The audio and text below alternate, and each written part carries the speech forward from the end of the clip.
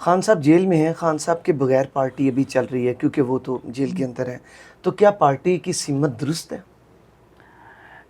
You can say کہ کچھ چیزیں ایسی ہیں جس میں ٹائم پہ ڈیسیژن میکنگ اس پہ بحث ہو سکتی ہے جو کہ درست نہیں ہے.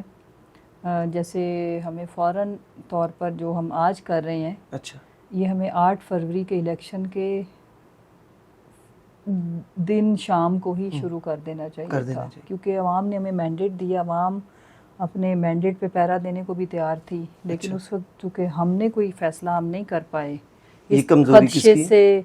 اس میں بھی یہی خدشہ ہوگا اس وقت کے جو بھی ڈیسیژن میکرز تھے کہ دوبارہ 9 مہینہ ہو جائے یا ہمیں دوبارہ وہ نہ کر دیں. مے بی تو کمزوری کس کی ہوئی ہے؟ آئی تھنک جو اس وقت پارٹی کے کرتا دھرتا تھے انہیں کی ہوئی. آپ کو ابھی سائیڈ لائن کیا جا رہا ہے، کیا دیکھتی ہیں؟ نہیں، ابھی جو ہوا حال ہی میں یہ جو جلسہ، تو آپ سٹیج پر نظر نہیں آئی. دیکھو سائیڈ لائن نہیں کوئی کر سکتا جب تک خان صاحب اللہ ان کی زندگی کرے، ٹھیک ہے. اور دوسرا ایک یہ بھی طرز سیاست ہم لوگ ہی دے رہے ہیں. سچی بات ہے کہ پارٹی کے ساتھ، لیڈر کے ساتھ وابستگی ٹکٹ کی مرہون منت نہیں ہوتی. سب سے پہلا تو ہمیں خان کے کہنے کے باوجود ہمیں ٹکٹ نہیں دی گئی تو ہم پارٹی کے ساتھ کھڑے رہے. اس کے بعد جلسے میں ہم اپنی وجہ سے جاتے ہیں، خان صاحب کی وجہ سے جاتے ہیں، اپنے آنے والی نسلوں کی وجہ سے جاتے ہیں، نہ کہ اسٹیج پہ جانے کے لیے. یہ اسٹیج اب ہمارے لیے بے معنی ہے. اب اس وقت جو لیڈ کر رہی ہے اس ساری موومنٹ کو پبلک ہے، تو پبلک میں سے ہونا، ورکر میں سے ہونا، یہ کہیں بڑے اعزاز کی بات ہے. اور اسٹیج تو ویسے بھی اب اسٹرینجرز کے پاس ہے، ابھی تھوڑے نئے لوگ ہیں. یہ ٹھیک ہو جائے گا انشاءاللہ. کب؟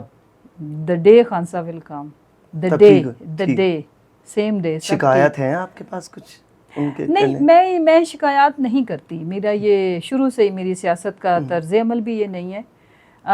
لوگوں کی ہر ایک کی نیچر فرق ہوتی ہے، کیپیسٹی کے ایشوز ہوتے ہیں، اور پھر جو لوگ ہمیں جانتے ہی نہیں ہم ان سے شکایت کیا کریں.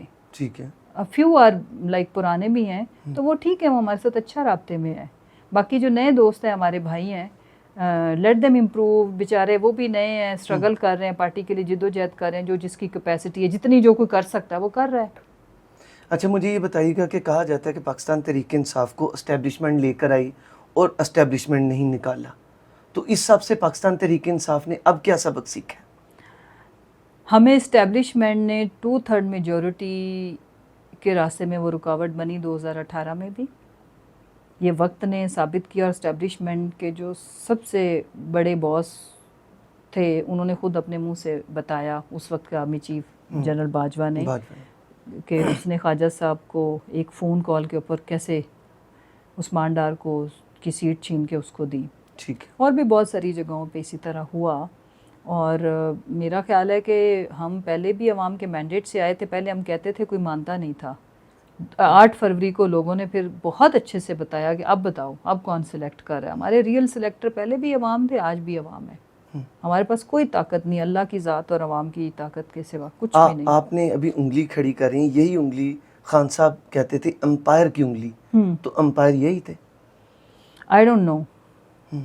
امپائر ایک ہی ہے، امپائر ایک ہی ہے. اور بارہا خان صاحب نے یہ بات بتائی، وہ اللہ ہے. اللہ کی ذات سے بڑا امپائر کون ہو سکتا ہے؟ خان صاحب سے لاسٹ ٹائم آپ کی کب بات ہوئی؟ میری لاسٹ ٹائم بات ہوئی میرا خیال ہے میری اریسٹ ہونے سے پہلے. کیا بات ہوئی؟ تو کیا بات تھی؟ وہ یہ تھی کہ بھائی جو ان کے کیسز ہیں ان کے بارے میں، پھر اعظم سواتی صاحب سے رابطہ، اینڈ دین پھر سپریم کورٹ میں جا کے ہم خان صاحب کا مقدمہ لڑیں. اب کوئی پیغام وغیرہ نہیں کوئی آتا وہاں سے؟ آتا ہے.